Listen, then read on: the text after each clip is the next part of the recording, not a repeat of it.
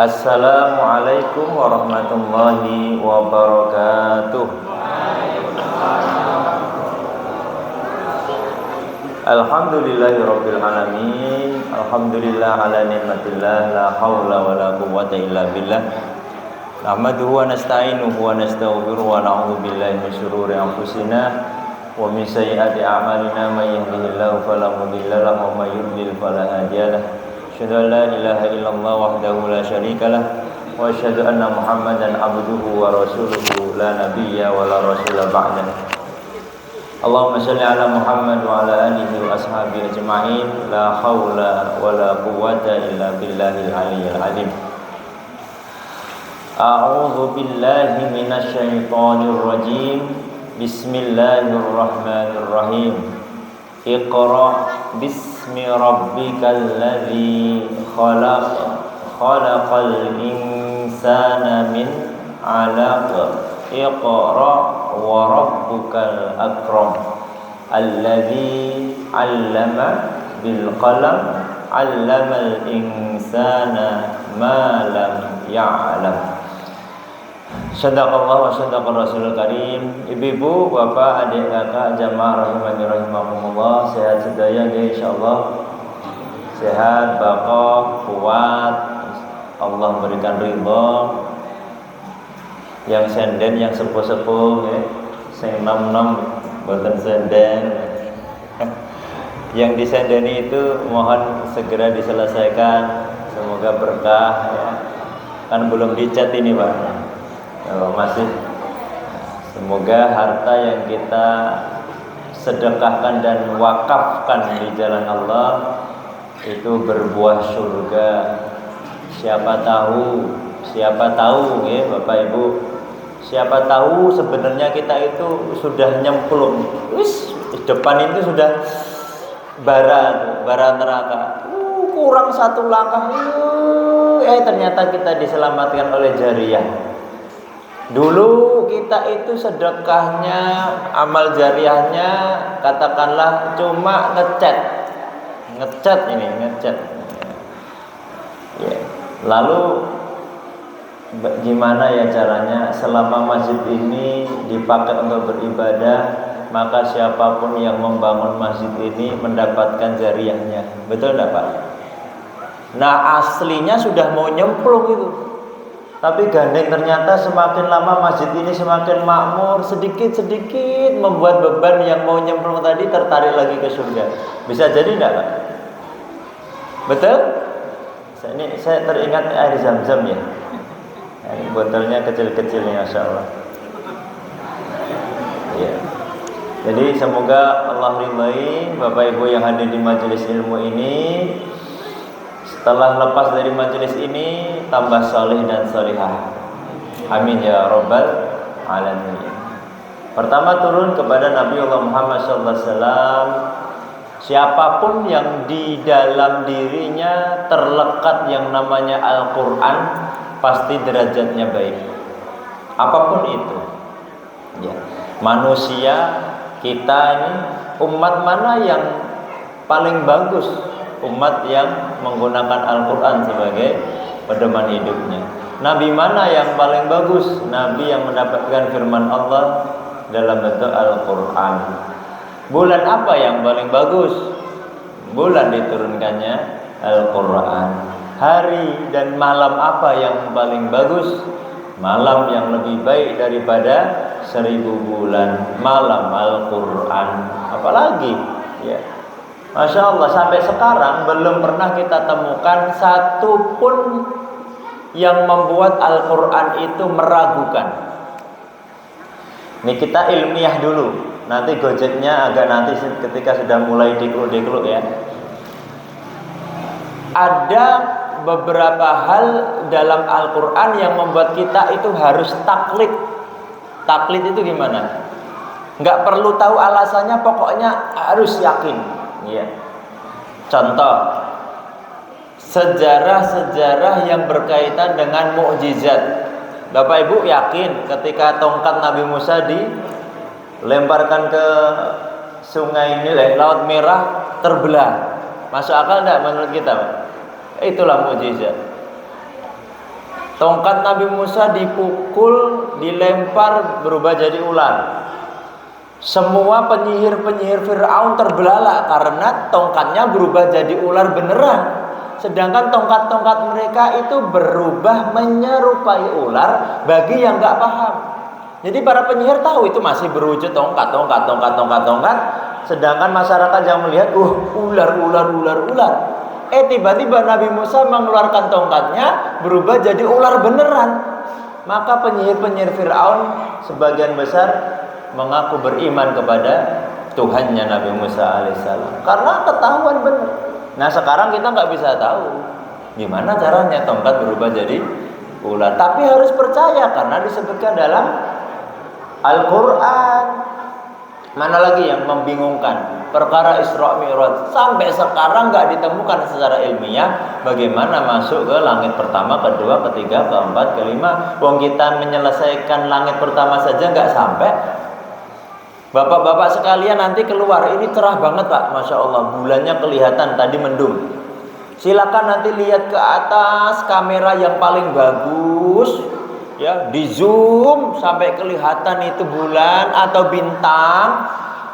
Ternyata yang kita lihat itu baru hiasannya bumi, belum masuk ke langit, ya. Langit pertama itu manusia belum bisa mikirkan. Coba kalau yakin bener itu pas di Tawangmangu Pak, atau di Jogja di Bukit Bintang, menengadah melihat bintang banyak sekali. Silakan hitung itu, apakah di sana ada bumi kayak kita ini.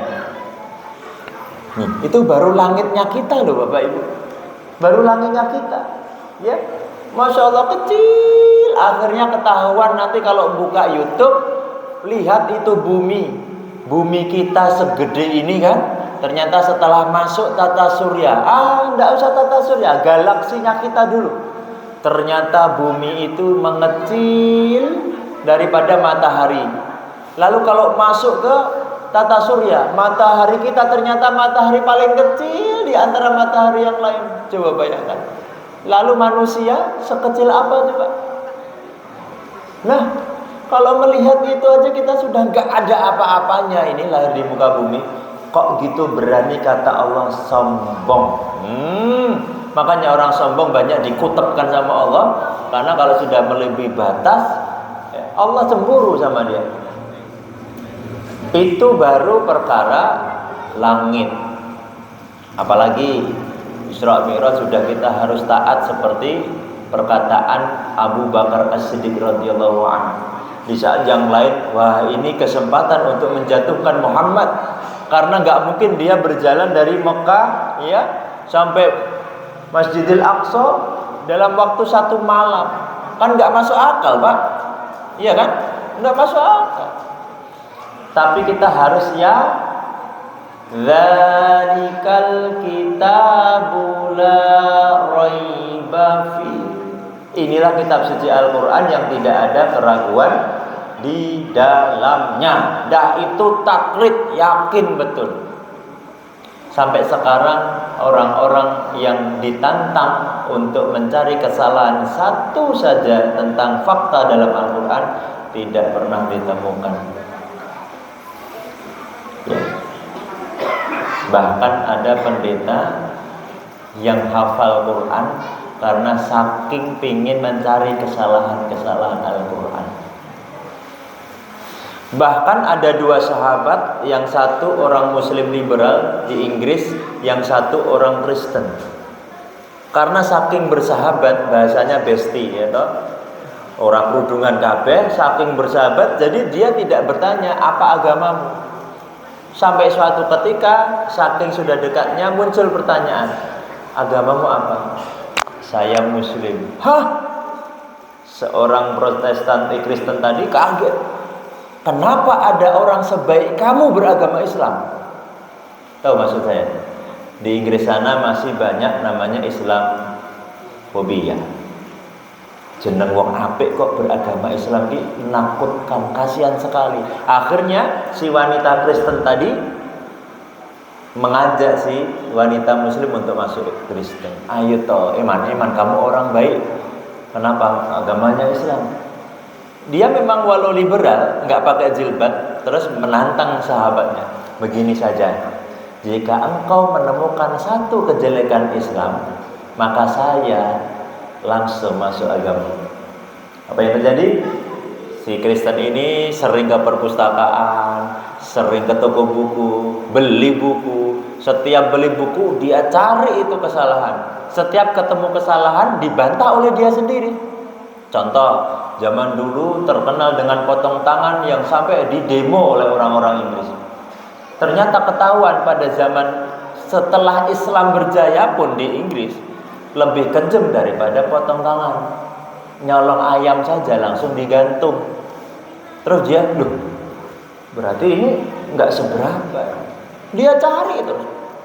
Akhirnya setiap beli, tukang toko buku itu tahu kalau ini baru mencari-cari kesalahan Islam. Akhirnya setiap dia beli buku Islam, dikasih bonus buku yang lain, supaya dia lebih banyak belajar untuk mencari kesalahan Islam. Yang jadi masalah, sampai berpuluh-puluh buku dia cari untuk mencari kesalahan Islam, malah yang ditemukan adalah kebenaran Islam, sehingga dia bersyahadat masuk Islam. Dan karena dia belajar Islam terus, pada akhirnya yang Kristen ini sudah berjilbab, yang Muslim liberal tadi sampai sekarang nggak pakai jilbab. Itu bedanya orang mu'alaf, Bapak. Ada lagi satu orang senator terkenal di Belanda. Nanti cari aja lah di internet, YouTube. Dia dulu sejak awal memerangi Islam, bahkan memunculkan buku-buku anti-Islam. Kejelekan Islam dimunculkan versi dia.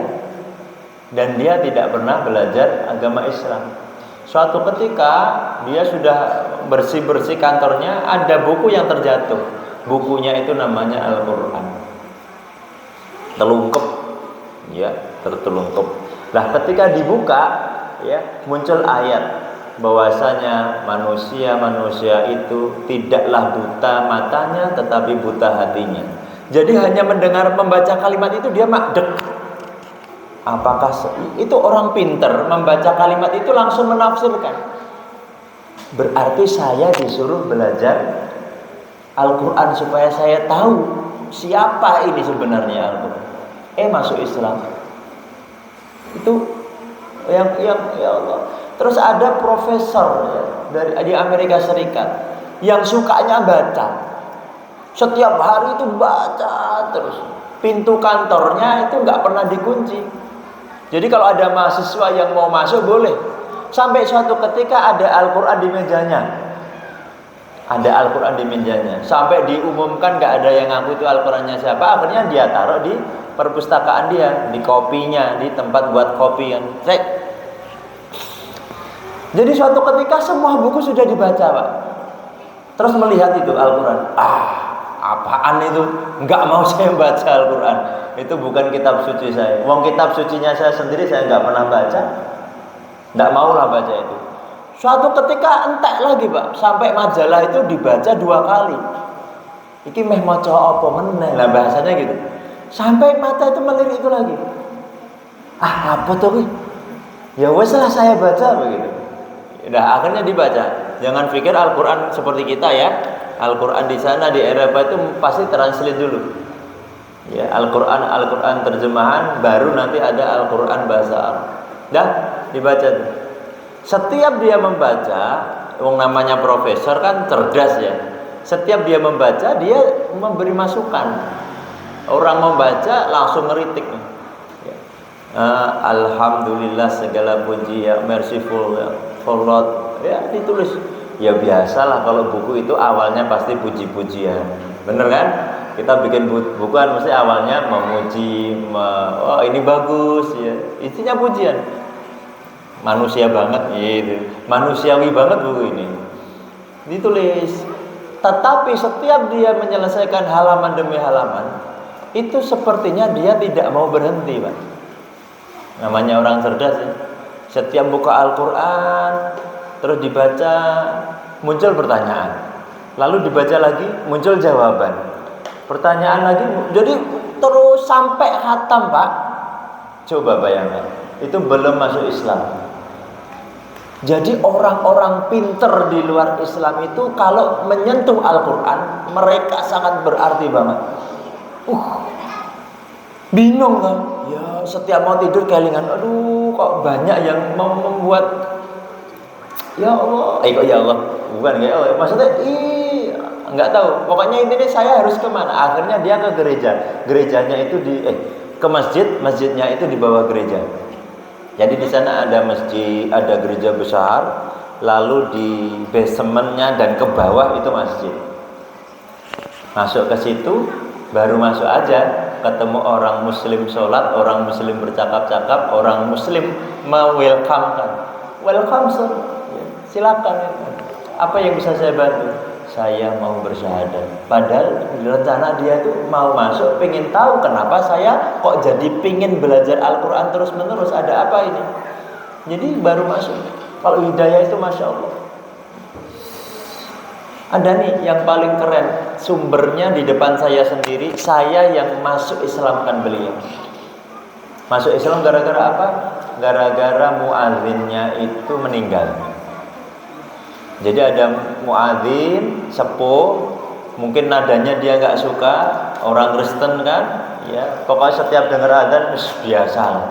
Tiba-tiba mungkin kayak Ustaz Haikal gitu ya, adzan versi baru, nangis orang itu. Ngapain saya nangis? Malas, nggak ada apa-apa. Terus ketemu adzan itu lagi, nangis lagi. Apa lagi? Setiap dengar adzan itu saya nangis. Jadi ada orang non muslim yang setiap mendengar adzan dia menangis. Terus nggak tahu harus ngapain. Lalu dia masuk Islam yang mensyahadatkan kula di Masjid Raya Fatimah. Dan setelah itu dia belajar terus mulai dari Iqra, ngaji, dan sekarang Masya Allah itu mu'alaf. Lah kalau bapak ibu gimana? Dengar adzan gitu, Allahu Akbar, Allah cepet tenan mau bareng maghrib wis isya. Beda kita dengan mereka. Kadang-kala malah ya Allah wis dhuwur lagi wae golek badi. Kadang-kala kita itu hati-hati loh.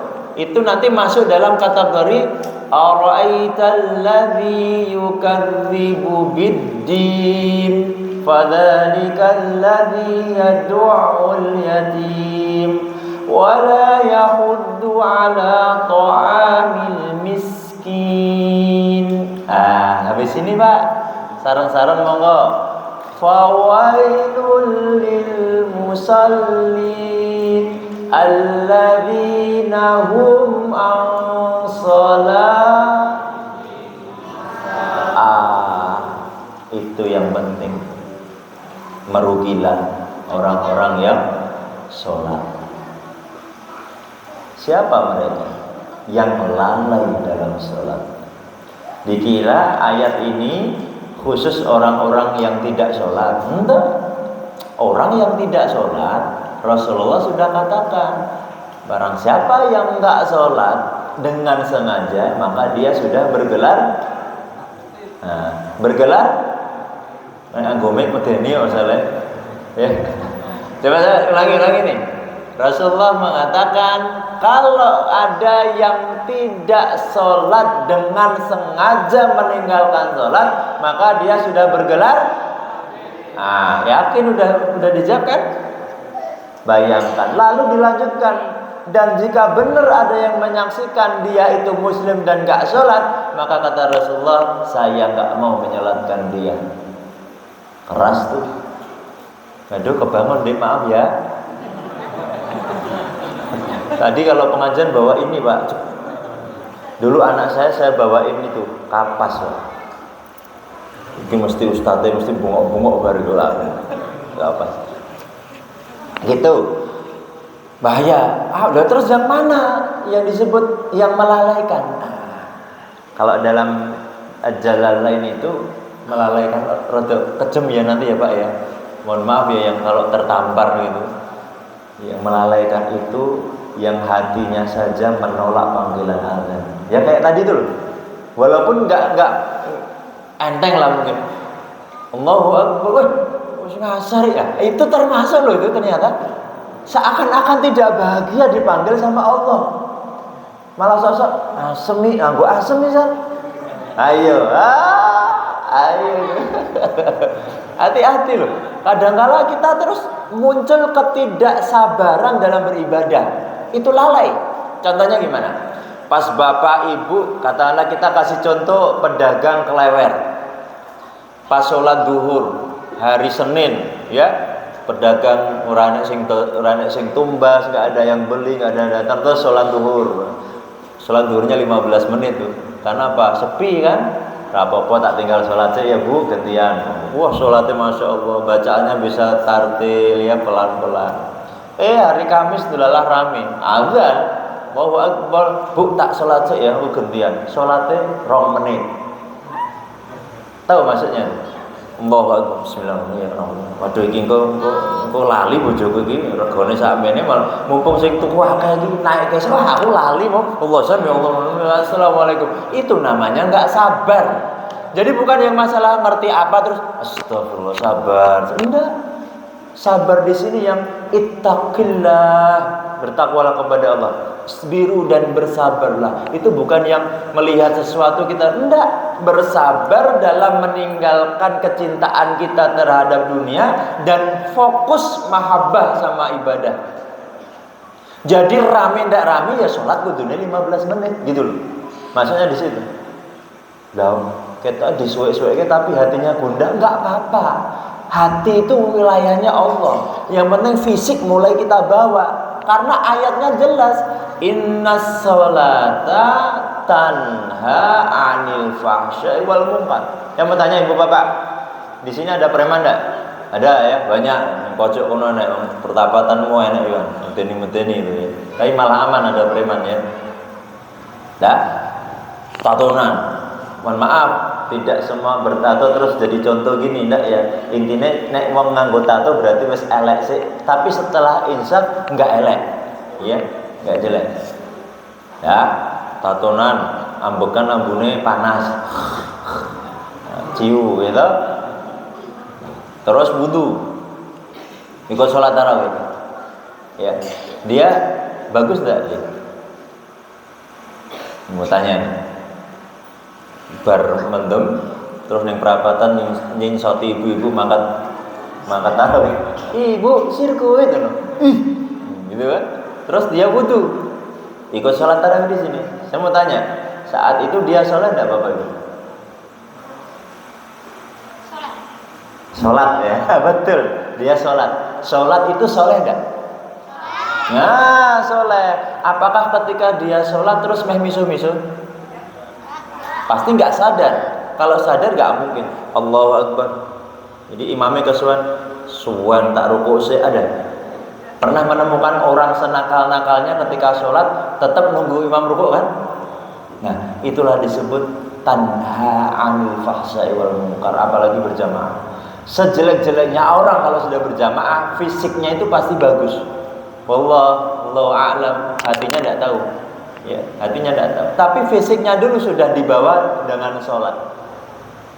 Jadi yang disebut membawa ruhnya sholat itu memang sebenarnya begini Bapak Ibu. Orang sholat itu wes soleh, terus gak usah dibahas. Yang harus dibahas itu kalau keluar dari masjid itu dia kayak gitu ndak? Kan pas sholat nek imamnya tabarakalladzi masa aseman gitu enggak dijaga tuh dia. Wah kesuwan terus kita miso. Wah kan enggak dijaga. Bener enggak Pak Bu? Yang hatinya aja kan ya. Tapi ketika dia keluar dari masjid, nah sandalnya kuali wis miso-miso. Ya tikus, celurut, nyamuk, cindil disebut kabeh nama-nama hewan. Tapi tadi saat sholat kan enggak Pak. Nah apa loh Dik? Jadi itulah yang dimaksud orang-orang yang menegakkan agama itu bukan saat sholat. Sholat itu ditegakkan bukan saat sholat. Kalau saat sholat ya sudah lumrah lah orang soleh solehah saat sholat. Nggak ada ibu-ibu sholat nganggo daster bolong kan mesti pakai rukuh menutup aurat. Nggak mungkin pakai apa kelambi sepeda apa mengketet itu ya mau sholat enggak, pasti sholihah. Ya, betul enggak? Coba dipahami secara akal dulu. Betul ya Pak ya? Yang jadi masalah gimana kalau bapak keluar jadi driver Gojek, ruhnya sholat di bawah. Ibu pas ngajar, ruhnya sholat di bawah. Ibu pas ngenyang neng pasar, tawar menawar, ruhnya sholat di bawah. Bu, pinten iki Bu, terongnya sekilo kali dosa. Larang tenan, ndak ini 20.000 untuk 2 kilo. Kilo 10.000. Pun mboten entuk. Wis entuk. Gek jipuk ngono kae wis pokoke iki 20.000. Akhirnya sing dodol juga ya Allah, nek sing tukuk kaya ngono. Hati-hati ya, jual beli itu adalah akad. Muncul keikhlasan, muncul ridho kedua belah pihak. Kalau satu pihak enggak ridho, namanya zalim bukan? Orang yang terzalimi doanya gimana? Makanya hati-hati Bu kalau ngenyang itu Bu. Ya, di Indomaret sampo naik ya dituku. Enggak mungkin ngenyang dikasih. Mbak ada ini 15 loh saiki kok 18. Mesti dibayar sama ibu. Neng pasar gentan loh ya gur tuku banteng loh ya. Ngantek ngenyangi ngantek udahlah. Selain ngenyang izin juga. Contoh buah-buahan. Kelengkeng, rambutan, apalagi sing kerep dititili itu apa? Hah? Anggur. Anggur itu seru. Kecut. Tapi jebokon. Itu ya kecut. Itu udah minta izin sama yang punya ada itu.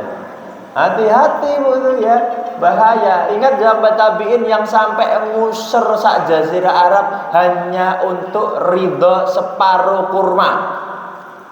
Jadi beliau orang alim soleh. Alim soleh. Setiap malam dia mimpi malaikat mendoakan inilah ahlul jannah. Jadi setiap malam itu dia bermimpi seperti itu. Ini dia ahlul jannah. Suatu ketika dia mimpinya ini dia ahlul nar. Mateng. Kaget dan bangun. Ya Allah salah apa ya? Dipikir. Aku rasa salah apa-apa. Mikir Allahu Akbar. Kemarin aku beli kurma 1 kilo, nyicip setengah buah, urung izin sama yang jual. Piye coba? Segitunya loh. Itu dianggap masuk neraka. Kalau saya nyicip nanti setengah kilo ya cukup. Nah, gimana coba kita tuh? Bapak gak ngoten ya, remukan tempe itu jin dulu dah ning wedangan tempene siji remukane setengah kilo dhewe. Walaupun remukan ya izin, Pak. Engko dihitung loh itu ya mangsane loh. Ayo yang sekolah dulu SMA jipuk tahu telu ngomong loro itu coba sekarang ke sekolah sana minta izin, minta maaf sama Pak Bonnya. Pokoknya anaknya. Bagus ada pertanyaan. Pak Bone pun mati. Sekarang nih sejarahnya. Jadi ketika dia datang ke pasar lagi dalam sejarah Baghdad di pasar cari mana nanti sing dodol kurma, akhirnya ketemu. Ini dia. Bareng dolan kecil. Loh, kok sing dodol wis beda. Mas, ini apakah yang jualan seorang bapak? Oh iya. Lah bapaknya di mana? Oh, bapak saya sudah meninggal. Pas ya, bapak udah meninggal. Ya Allah, innalillahi wa inna ilaihi. Ada apa Pak? Begini. Kemarin saya beli kurma. Lah qadarullah saya lupa nyicip itu. Tapi separuh Mas. Separuh kurma itu saya belum izin. Lelala anaknya yang tukang jual kurma itu tadi ahli agama juga. Mohon maaf Pak, kalau saya insya Allah sudah mengikhlaskan. Tapi ini semua adalah warisan dari bapak saya. Dan anak bapak saya ada 7. Saya baru pertama. Masih ada 6 yang lain. Paham maksudnya? Ibu perawusan, pokoknya wis halal lah. Beliau apa? Allahu Akbar.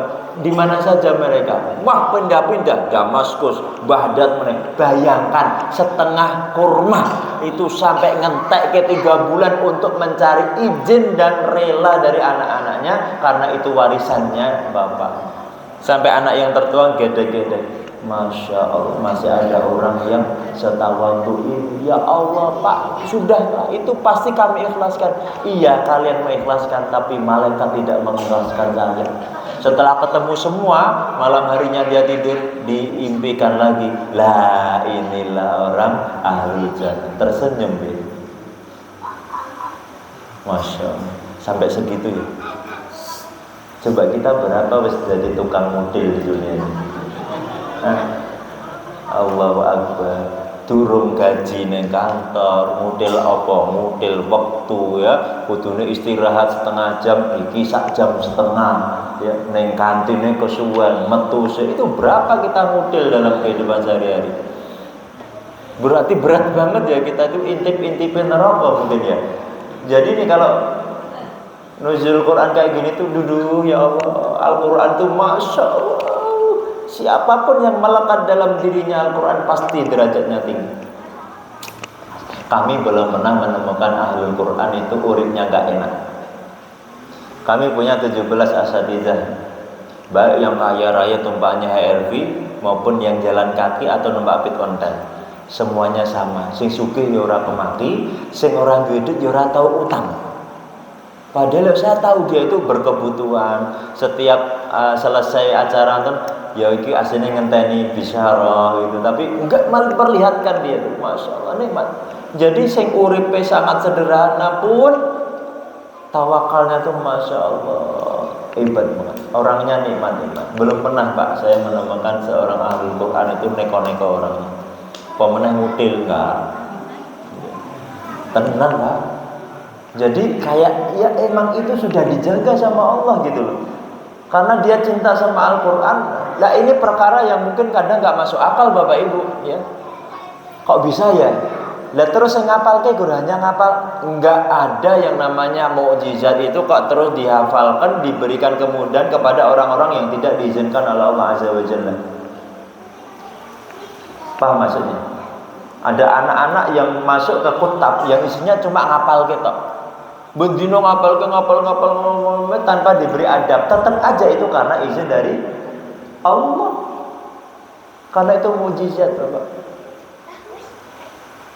Anda sampai sekarang yang mencoba merubah isi Al-Quran langsung ketangkep, langsung ketahuan.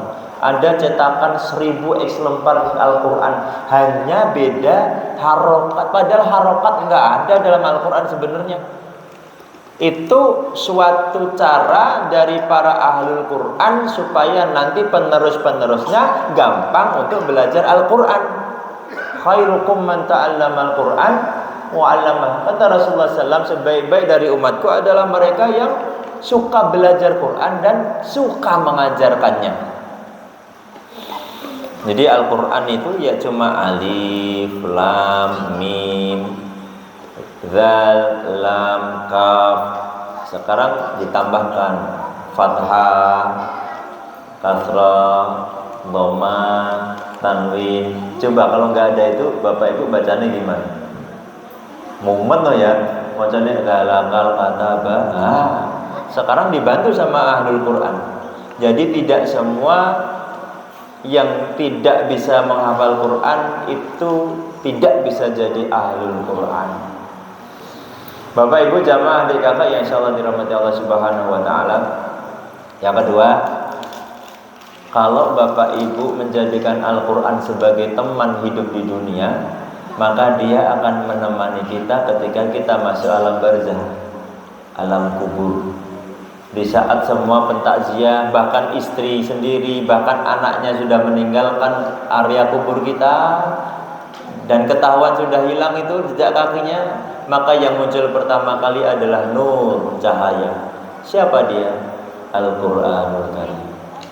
Pasti nanti kita kaget, ini siapa? Saya adalah Al-Quran yang semasa di dunia engkau baca. Jadi faedahnya Al-Quran kita nggak paham pun, cuma baca itu sudah menjadi teman Pak. Cuma baca nggak paham pun sudah menjadi teman. Apalagi sudah baca, paham maknanya, dihafalkan. Sekarang yang namanya Al-Quran dari awal itu instruksinya kan dibaca, tetapi kenyataannya Rasulullah nggak baca, ya kan? Malaikat Jibril datang, Iqra ya Muhammad. Terus apakah malaikat Jibril mentontonkan tulisan alif, qaf, ra, alif, hamzah? Enggak. Namanya talqin. Malaikat Jibril melafalkan, Nabi Muhammad disuruh untuk mengulang. Melafalkan, mengulang. Melafalkan, mengulang. Makanya teman-teman kita yang tidak bisa melihat, matanya buta, itu pun bisa menjadi penghafal Quran, karena pada dasarnya Al-Quran itu didengarkan, dinikmati, diresapi, apalagi bisa dihafalkan. Wallahu a'lam, teman-teman kita yang buta itu cepat banget menghafal Quran daripada kita yang bisa melihat cerahnya dunia, ya, bisa nonton apa ya Pak? Nonton pengajian, ya, bisa kesana kemari pakai mata. Nah mereka nggak punya, Pak. Masya Allah, itu menjadi kelebihan mereka. Coba surah At-Tin. Wattini wazzaitun wa turi sinin wa hadza. Oke, yang keras sekarang. Laqad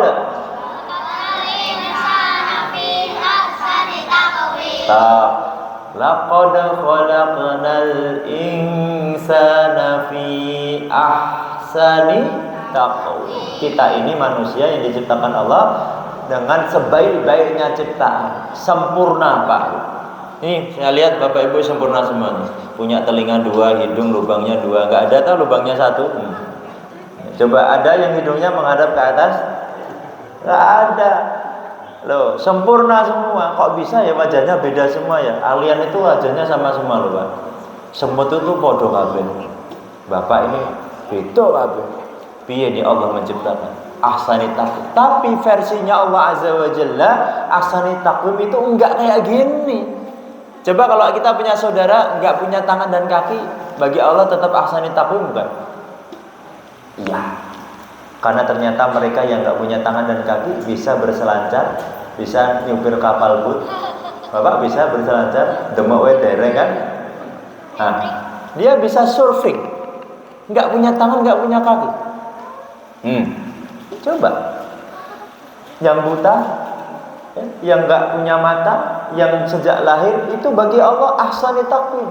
Apa? Satu, dia enggak mendapatkan dosa penglihatan. Mau lihat apa coba? Gelap semua atau terang semua? Masya Allah, sehingga bersih hatinya, lumrah kalau ketika ditalkin bacaan-bacaan Quran, masuk langsung mereka. Bapak-bapak ini yang sudah 50 tahun ke atas menghafal Quran, wangel. Yang 25 tahun ke atas, wah jauh angel. Yang kecil-kecil ini Pak, sehari 1 lembar bisa kalau rutin di sini. Ba'da maghrib, ba'da isya, ba'da subuh, ba'da duhur. Di sini aja lah, enggak usah di pondok pesantren. Ditalkin, hafal anak-anak. Ibu-ibu juga hafal, mutkin lagi. Contoh mutkin itu gimana? Ibu-ibu tolong dilanjutkan ya. Dilanjutkan yang keras, enggak usah malu ya. Yuk. Nina bobo, oh Nina bobo. Gimana lanjutannya Bu? Lah kok anak-anaknya? Ibu, saya ada yang nggak hafal lagu itu? Tunjuk jari. Tolong jujur. Ada yang nggak hafal lagu itu? Ada? Yang hafal siapa? Tunjuk jari. Loh, saya ngafal nggak tunjuk, yang nggak hafal nggak tunjuk, gimana ini? Hafal semua kan? Coba bapak yang asli Jawa pasti bisa melanjutkan. Jujur Pak, nggak usah malu Pak. Bebek adus sekali. Kode iki ya. Hafal yang tuh. Kapan terakhir kali ibu-ibu melantunkan syair itu? Baru aja dalam hati. Yang lalu kapan coba? Mungkin puluhan tahun ya. Kenapa masih ingat? Ya Allah, karena itu berulang-ulang kita. Rabbana atina fid dunya hasanah wa fil akhirati hasanah wa sekarang gantinya Nina Bubu itu untuk yang yangku adik kecil itu digitukan. Rabbana atina fid dunya. Oh ya Allah, mungkin itu sejak kecil dengarkan itu. Kalau pengen mungkin lagi tambah surah-surah pilihan. Tolong nih, kalau jamaah ini pengen nikmat tuh ada salah satu surah yang kemarin saya minta Ustaz Haikal itu. Surah Al-Hasr itu keesaan Allah, Asmaul Husna ya Allah, itu coba ibu baca, dihafalkan, nanti sering disenandungkan sama adik-adik anak-anaknya, terutama yang pakai dialah Allah, Huwallah, dialah Allah. Itu dek, ya Allah, dek seneng banget. Namanya siapa sih? Sini. Bapaknya ada? Mana? Pakai tangan kanan dong. Sini. Ibunya ada ibunya? Itu yang mukanya merah. Mana mukanya merah? Itu adik-adik. Sekolahnya di mana? Sini. Sekolahnya di mana? SDJI. DJI, Jamaatul Ikhwan. Tos. Jamaatul Ikhwan. Kepala sekolahnya Pak Gufron. Iya. Itu teman saya. Gendut. Iya. Ya, senengnya gini. Ya, salam ya besok ya. Ya. Dari D Iqbal gitu. Siapa? D Iqbal. Yang keras? D Iqbal. Bilang gitu ya. Sudah hafal berapa juz? 3 juz. 3 juz. Bapaknya mana siapa? Namanya? Muhammad Kofan. Nama bapaknya? Muhammad Kofan. Namanya? Muhammad Fatih Rizky Putra Kofan. Masya Allah. Bapak sudah hafal berapa juz?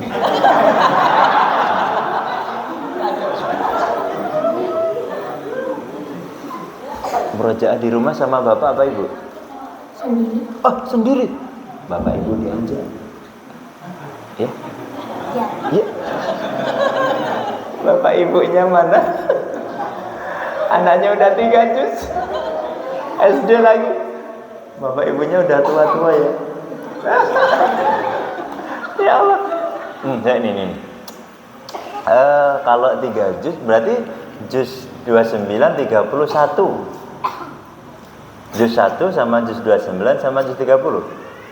28, 29, 30. Ya. Masya Allah. Loh, kebalik. Kebalik. Tes ya. Juz 30 ya. Ya.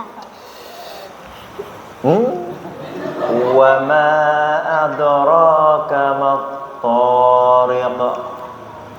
An-najmu saqib. Terus. In kullu nafsin lamma 'alaiha hafiz. Masalah stop. Sekarang 9. Ya ayyuhalladzina amanu. Kok gitu? Ya ayyuhalladzina amanu idza nudiya lis-salati min yaumil jumu'ah. Min yaumil jumu'ati fas'au ila dzikrillahi wa dzarul bai'ah. Dah, bapaknya jenengan deg-degan. Aduh ya Allah, akhirnya keduduk deh. Ya Allah, Dek. Bentar, bukan yang ini bukan milik Ustaz. Ini kami dapat titipan untuk dibagi sama anak-anak yang gemes kayak gini nih. Ya Allah, hafal ya 30 juz ya. Jangan lupa Mas Iqbal ya. Ya. Nanti kita ketemu lagi ya.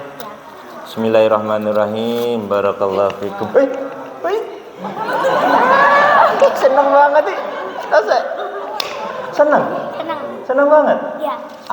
Doa penutup baca Quran pakai apa biasanya? Masya Allah. Kalau panjangnya?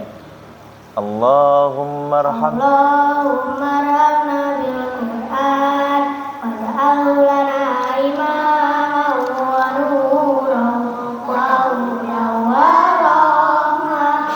Allahumma zakkirna minhu ma nasina wa alimna minhu ma jahilna warzuqna tilawatahu ana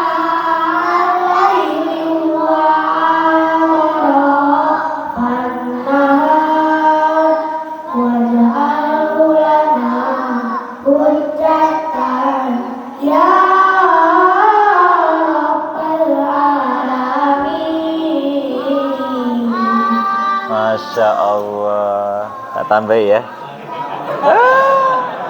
Iya. Tidak usah kasih Bapak Ibu.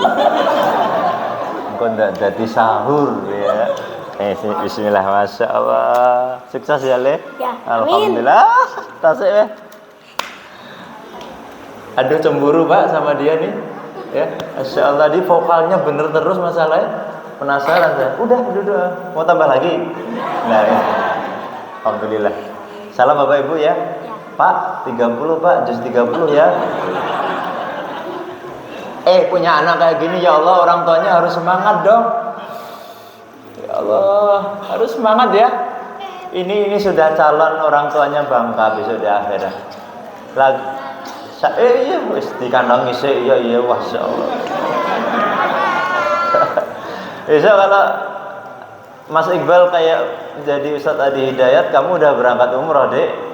Amin. Allahu Akbar, doakan ya. Besok kesini lagi bawa tiket umroh. Ya Allah, kalau beliau itu menghargai ahlul Quran itu nggak main-main. Ustadz Adi Hidayat, Buya Yahya juga demikian. Kenapa ya duitnya ada terus? Ini kita sudah kan? Masih 2 tempat tuh nanti nih. Bismillahirrahmanirrahim. Bapak-bapak mau? 1 second diwakai lo ya. Tapi 28, 29, 30. Ada yang mau tes? Kecuali Sotaika lo ya. Allahu Akbar. Tadi bahas apa sih kita, Mas? Tadi bahas apa kok sampai jenengan maju itu?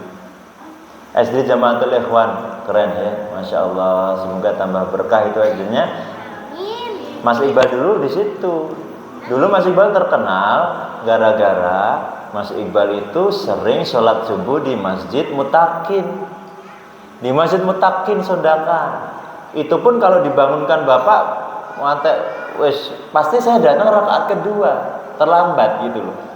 Dan almarhum Kiai Munir kalau nggak salah, itu setiap rakaat pertama dan kedua subuh pasti yang dibaca surahnya itu. Qadarullah saya ikut yang kedua terus, namanya Asyam. Wasyamsi waduhaha wal qamari idza talaha. Jadi nadanya sampai kalau ingat. Nah, ini terkenalnya saya di SDDID. Jadi suatu ketika tes hafalan juz 30 diundi. Saya wis deg-degane ra-era. Setiap diundi ana sing iso, oh ya Allah, moga-moga alfil ya Allah. Pas tinggal dua, depan saya maju, silakan. Moga-moga bukan alfil. Alam, wah, entek sing gampang ini. Sudah diambil alfil.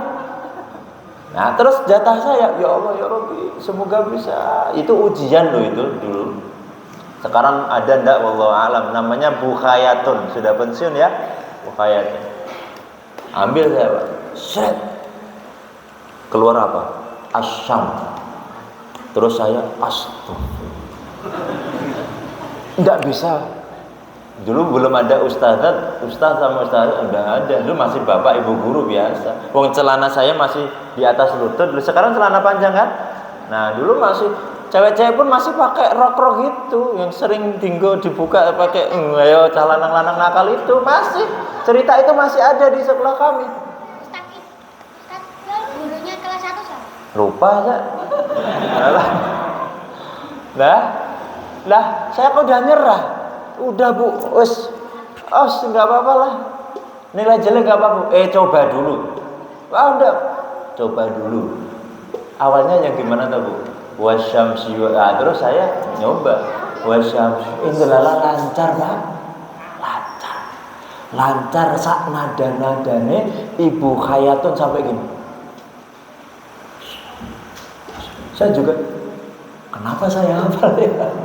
Kenapa Pak? Bukan keajaiban, karena setiap subuh saya ikut subuh cuma rakaat yang kedua, dan rakaat kedua itu Imam Munir bacanya wasyamsi tiap pagi. Dan ketika saya ngaji dewi sudah hafal sendiri Pak. Setelah pelajari itu saat saya dewasa, karena saat itu saya masih bersih dari dosa. Saya masih fitrah lucu-lucu nih bocah kan. Ya Allah, berarti kalau senantiasa mendengarkan ayat dan surah yang sama anak-anak kita ini, dia hafal sendiri, Pak. Masih belum diberi filter sama Allah. Bles masuk kalbi. Nah, akhirnya setiap ada sing dimajuke Iqbal. Wah, iku lho Iqbal nadane apik, yang tak baca ya cuma asyam terus. Lah naik nggak bisa, turun nggak bisa, Pak. Turun ini delocor akang ngantek kuliah ayyul kafirun. Nah, itu mulai hafal. Jadi di atasnya asyam, di bawahnya asyam udah nggak kenal saya karena cuma asyam. Sampai suatu ketika dimasukkan ikut lomba MTQ Surakarta. Sekecamatan lolos karena masih baca sendiri. Surakarta undian, Pak. Saya itu cuma dapat Al-Maun. Gelagapan, Pak. Al-Maun. Terus Bu Khayatun akhirnya percaya saya ahli cuma surah Asy-Syam. Ya Allah, andai kata saya itu tidak telat ya ikut rakaat pertama, mesti saya sudah hafal 2 surah. Yang pertama surahnya Al-Ghasyiyah.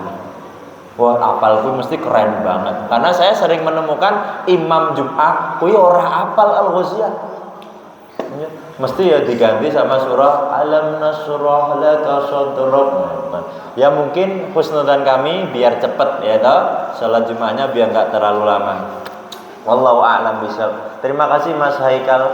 Siapa tadi? Mas Noah. NOAH. Lah. Ini klub musik. Oh, bukan. Oh, Nabi Nuh. Iya. Walah pakai Noah ya. Oh, Noah itu Mas Aril kalau nggak salah. Oh, bukan. Ya udah. Bapak lu guyune iki itu fasih sekali beliau. Ya Allah, alhamdulillah ada yang adik-adik putri, ada yang hafal juz 30? Ada? Adik-adik putri loh ya. Ada tunjuk jari sini nggak apa-apa. Adik-adik kalau ke depan nggak apa-apa. Kalau kakak-kakak bahaya. Yuk. Adik-adik putri.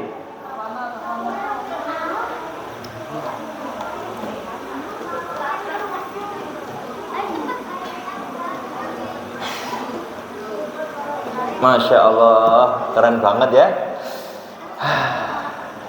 Intinya Bapak Ibu, adik kakak yang sangat dirahmati Allah, dekat dengan Quran, insya Allah dekat dengan segalanya. Allah mudahkan urusan kita. Yang belum bisa baca Al-Quran, tidak ada waktu terlambat untuk belajar membaca Al-Quran. Dan jangan punya malu kalau mau belajar Al-Quran. Kita punya singkat nih cerita salah satu pensiunan TNI, bukan TNI, Kopassus, angkatan khusus ya. Sudah levelnya tinggi, pensiunan kaya raya. Dia sudah didiagnosa dan dikasih dokter keterangan kalau alat bantu kesehatannya dilepas dari tubuh, ya udah meninggal dunia bahasanya gitu. Tinggal disetujui anak-anaknya ndak. Suatu ketika dia telepon anak-anaknya, ada yang di Merauke, ada yang di Inggris, ada yang di Wasuske semua. Ketika ditelepon satu persatu jawabannya sama. Mbak, ini sibuk Pak, nanti semua biaya pengobatan saya yang nanggung. Semua 4 anaknya jawabannya sama. Padahal bapaknya nggak butuh masalah uang, sudah orang kaya, ya. Suatu ketika kalau orang tua kita telepon kangen, itu tanda dia kangen. Datang aja, sakit, mungkin sentuhan tangan bapak ibu itu ketika menyentuh orang tua jadi kesembuhan bagi mereka, nggak perlu ke rumah sakit. Bener Pak ya, kekangenan sama anaknya itu obat Pak. Kadang-kala mikir anaknya jatuh sakit. Datang anaknya, dilus-lus, didoakan sembuh. Ya. Nah, si bapak ini sudah sampai pada titik di mana dia, ya sudahlah. Untuk apa lagi saya hidup di dunia? Sudah nggak ada yang mau jenguk saya. Pejabat tinggi siapa yang jenguk kalau sudah nggak di kantor? Sampai suatu ketika Allah kirim seorang pemuda. Dia mahasiswa pesantren Tanwirul Fikr.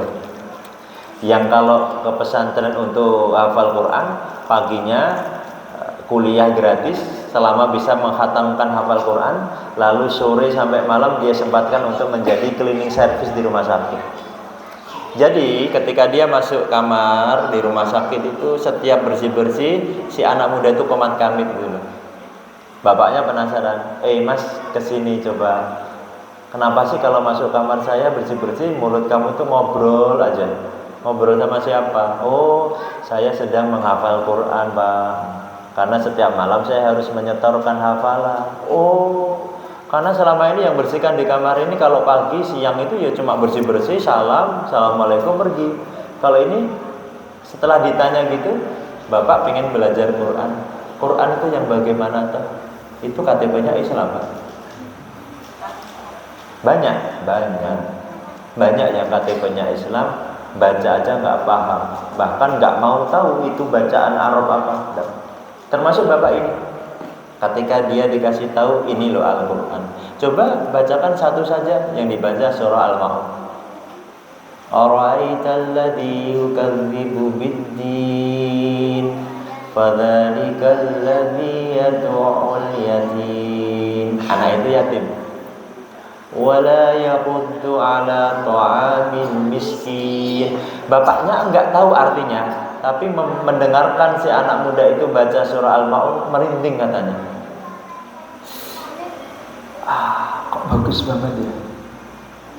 Tapi dia enggak tahu artinya. Lalu ngasih tahu sama anak muda, "Hei anak muda, kalau besok saya masih hidup, tolong ya ajari saya apa itu yang kau baca." Itu mungkin wasilah dari Allah Azza wa Jalla. Ketika dia sebenarnya sudah pasrah, sudah nggak mau hidup lagi, ya sudah tanda tangan alat mau dilepas karena besok ya mau dilepas. Kata dokter, loh kok detak jantungnya tambah bagus ini sehari ini. Loh kok Bapak kok kelihatannya enak ya, ini nafasnya kok enggak seperti kemarin ya, saturasinya kok bagus ya Pak ya. Apa coba kita tunda sehari lagi coba ya, istirahat Bapak, semoga. Anak muda datang ya, ngajari baca Al-Quran, tapi tidak membaca ya. Dia membacakan, Bapak mendengarkan, kadang-kala ikut melantunkan, sampai diberi vonis dokter sembuh. Ada yang cerita ini saya jadi ingin jadi ada sentuhan di mana orang itu belum pernah mendapatkan sentuhan itu. Dan saya yakin kalau anak-anaknya datang, enggak masalah Al-Quran atau tidak, mijeti bapaknya, sehat ya Pak, sembuh dia mungkin. Enggak ada yang nyentuh bapak itu. Dan qadarullah yang nyentuh adalah anak muda itu calon penghafal Quran dan diajari belajar Al-Quran. Sampai ketika didiagnosa dokter bagus ini kita lanjutkan pengobatannya, dia nazar, ya Allah kalau saya sembuh, saya mau belajar Quran sungguh-sungguh. Disembuhkan oleh Allah, bisa pulang ke rumah ya, usia 74 tahun sembuh Pak. Belajar Quran, belajar suka sama Quran. Anaknya itu disuruh ngurusi rumahnya. Wes tau kamu di pesantren gak apa-apa, tapi ini rumahmu. Masya Allah ya tak? Sudah sampai dia lancar belajar membaca Al-Quran, terus nazar lagi, ya Allah saya ingin hafal surah-surah dalam Al-Quran. Terus menghafalkan juz 30, sampai nazar yang terakhir, ya Allah seumur hidup saya belum pernah jadi imam. Belum pernah jadi imam. Nah ini cerita terakhirnya beliau. Nah jadi ketika si anak muda tahu ternyata bapak angkatnya ini nih pingin sekali lah jadi imam ya, suatu ketika sholat subuh bareng nih dengan pemuda tadi, seharusnya yang imam pemuda, dia jajar di sini. Tiba-tiba anak muda ini mempersilakan bapak angkatnya ini untuk jadi imam. Pak ngomong, itu sholat dia yang terakhir Bapak. Ketika semuanya sudah dikabulkan oleh Allah Subhanahu wa Ta'ala. Enak banget hidupnya. Jadi dari sekian puluh tahun dia dalam kemaksiatan, nggak kenal Allah, nggak percaya sama Al-Quran, ya dikhatamkan Allah menjadi ahlul Quran, walaupun dia baru hafal juz 30. Jemaah, tidak perlu hafal Quran untuk Bapak Ibu supaya menjadi ahlul Quran. Jadi kalau bisa menikmati Al-Quran sedikit aja, bisa mengajarkan ke orang lain mengambil manfaat dari Bapak, Masya Allah, jariyahnya terus menerus. Jadi jangan sampai Bapak Ibu punya anak, Al-Fatihahnya didapat dari ustadz-ustadzahnya di sekolah. Amal jariahnya mereka yang dapat. Usahakan Al-Fatihah itu dari bapak ibu sendiri, karena nanti dia baca sepanjang hayat dia. Alhamdulillahi Rabbil Alamin. Hafalannya dari bapak. Alhamdulillah. Udah usah kita lanjutkan. Oh, dari mama. Alhamdulillah, ya Allah. Makduk saya. Kamu jangan jujur banget di sini ya. Gak enak sama bapak ibu. Nanti sampai rumah ditagih tuh pajak 150.000. Allahumma arhamna. Itu kalau saya bicara Al-Quran tuh nikmat banget Pak. Nanti sampai kita sahur, saya masih punya konten banyak banget tentang Al-Quran. Ya pun sing senden nanti nyekel sirah pun katakan ini. Bismillahirrahmanirrahim. Semoga yang hadir di sini Allah beri hidayah, beri kenikmatan menjadi ahlul Quran ya Allah. Semuanya minimal hafal juz 30 ya Allah. Ya. Tapi ada yang kurang ikhlas aminnya. Ya Allah, semoga yang hadir di majelis ini hafal juz 30 semua ya Allah. Masya Allah. Tenanan nggih? Insya Allah ya Pak ya. Insya Allah. Enak saya ngerawani ya takut berjanji ya. Insya Allah lah nanti Ramadan selesai bisa khatam nih. Nah, sebelum kita akhiri, mungkin kita bisa tanya jawab Pak. Sebentar, monggo. Siapa yang mau bertanya tentang umum lah. Ini saya juga mau menemukan ini. Bismillah. Yang satu buat ibu-ibu, yang satu buat bapak-bapak. Ini contoh Al-Quran Braille. Nanti coba dibaca ya. Ya, kalau bisa ya. Ini Masya Allah. Ini nih Qurannya, satu buku ini baru 1 juz. Jadi kalau satu Quran butuh 30 kali ini Bapak Ibu. Itu orang buta. Bersyukur enggak Bapak Ibu? Cuma satu kita bisa baca semuanya. Jadi beliau yang buta itu kalau mau megang juz 1 ya pegang segini. Ini. Mit Pak, tolong Mas. Biar bisa megang semua. Ini yang ibu-ibu, ini yang bapak-bapak. Enggak boleh diambil loh ya, cuma diedarkan, dipegang. Silakan ya. Itu Quran Braille seperti itu. Kita mau memberi bingkisan kepada saudara-saudara kita itu Al-Quran kayak gitu, supaya bisa merasakan kayak kita. Selama ini belajarnya kan was-samai wat-thariq, menirukan was-samai wat-thariq, was-samai wat-thariq, was-samai wat-thariq. Apa? Bagaimana ketika mereka bisa menikmati Bismillahirrahmanirrahim. Ya Allah, itu menjadi hadiah indah itu mungkin ya nanti di bulan Ramadan. Ya rahimani rahimakumullah. Pokoknya setelah ini tolong diniatkan sungguh-sungguh, tiada hari tanpa Al-Quran. Siap Bapak Ibu? Yang kedua, jangan menunggu waktu luang untuk membaca Al-Quran, tetapi luangkan waktu untuk membaca. Kayak Bapak Ibu bisa, kenapa bisa sholat subuh? Ayo, kenapa bisa sholat duhur? Kita bikin konsep yang sama. Saya harus bisa baca Quran. Kalau menunggu waktu luang, manusia nggak punya waktu luang untuk ibadah. Ya, ngoten nggih Bapak Ibu. Insyaallah semoga sedikit ini membawa keberkahan, taufik, ilmu yang bermanfaat kepada kita semua. Ini yang hadir Masya Allah ya, ratusan, banyak sekali. Moga-moga Allah ridho. Kalau majelis taklim itu undangannya 500, yang datangnya 50, sama malaikatnya Bapak. Malaikatnya Mu'min kan tetap sama, di arsinya Allah tuh banyak banget. Cuman kalau masjid ya jamaahnya seharusnya ratusan, kok cuma ada 1 saf di depan. Nah itu Allah cemburu sama kita.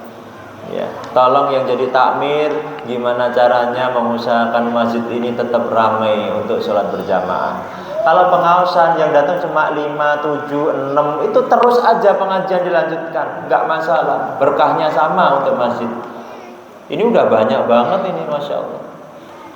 Ya nanti sebelum kuntur, tadi kan ada kotak infak toh Bapak Ibu. Nah niatkan untuk pembangunan masjid. Tadi saya nyemplunginnya kok yo 5.000. Nah, sebelum pulang yang di kantongan cemplungi kabeh. Besok insyaallah ada gantinya. Kan gitu. Bismillahirrahmanirrahim. Oh iya, untuk Quran Braille juga kita kumpulkan untuk buat hadiah lebaran bagi mereka. Monggo diniatkan lillahi ta'ala, semoga Allah ganti dengan yang terbaik. Cuma jangan diminta sekarang ya. Jangan bikin Allah cemburu lagi nyemplungi 50.000 kok jaluk 500.000 langsung ya. Oh, iki bocah kok ra duwe syukur-syukur blas. Kesentuh infak wae besok nagih. Ya Allah, ini sudah subuh, belum datang yang 500.000. Lagi mau kuning. Allahu Akbar. Jadi semoga Allah berkahi kita nikmat sampai akhir Ramadan, tetap kuat ya Bapak Ibu ibadahnya. Nanti di akhir-akhir Ramadan tetap semangat untuk itikafnya. Ibu-ibu itikaf di masjid bolehlah kalau dapat izin suami. Afdal ibu-ibu tetap di rumah. Masaknya ibu-ibu untuk sahur itu afdal banget ya. Nyicipnya ibu-ibu itu Masya Allah berpahala besar ya. Akhir-akhir Ramadan bikin masakan yang enak-enak buat keluarga, itu sudah pejuang sejati dalam keluarga. Bapak-bapak juga bangun sahurnya yang gampang ya. Jangan mengakhirkan, kan sunnah kedanggapan itu bukan sunnah ya. Mepet terus sama subuh. Wallahu a'lam bishawab. Semoga bermanfaat. Barakallahu. Oh, enggak ada pertanyaan? Enggak ada pertanyaan, Bapak Ibu? Yakin enggak ada? Ini hadiahnya masih 1.800.000 loh. Ada, Pak? Ada? Enggak ada? Enggak ada? Mosok ora enek sing ambu-ambu Quran gitu enggak ada tanya. Mbok tanya, kula sudah 50 tahun, bagaimana cara cepat menghafal Quran? Nah, itu pertanyaan keren tuh itu kan. Kok enggak ditanyakan ya? Saya ini kok kalau baca Quran langsung pedes ya Ustaz. Tapi kok baca WA grup berjam-jam enggak pedes sih piye ya? Kenapa itu? Nah, enggak ada yang tanya. Ya wis lah, berarti udah khatam ya, udah ahli semua. Wallahu a'lam bishawab. Bismillahirrahmanirrahim. Allahumma shalli ala Muhammad wa ala alihi wa ashabihi ajma'in. Allahumma ighfir lil muslimina wal muslimat wal mu'minina wal mu'minat al ahya'i minhum wal amwat innaka samii'un qaribun mujibud da'wati qadiyal hajat. Allahumma ighfir lana wa li walidayna warhamhuma kama rabbayana shighara. Rabbana hab lana min azwajina wa dhurriyyatina qurrata a'yun waj'alna lil muttaqina imama. Rabbana atina min ladunka rahmah wa hayyi' lana min amrina rasyada. Rabbana la tuzigh qulubana ba'da idh hadaytana wa hab lana min ladunka rahmah innaka antal wahhab Allahumma a'izzal Islam wal muslimin. Rabbana atina fid dunya hasanah wa fil akhirati hasanah wa qina adzabannar walhamdulillahi rabbil alamin. Allahumma arhamna bil Qur'an. Mohon maaf jika banyak kesalahan. Para jamaah Bapak Ibu rahimani rahimakumullah, semoga bermanfaat. Wassalamualaikum warahmatullahi wabarakatuh.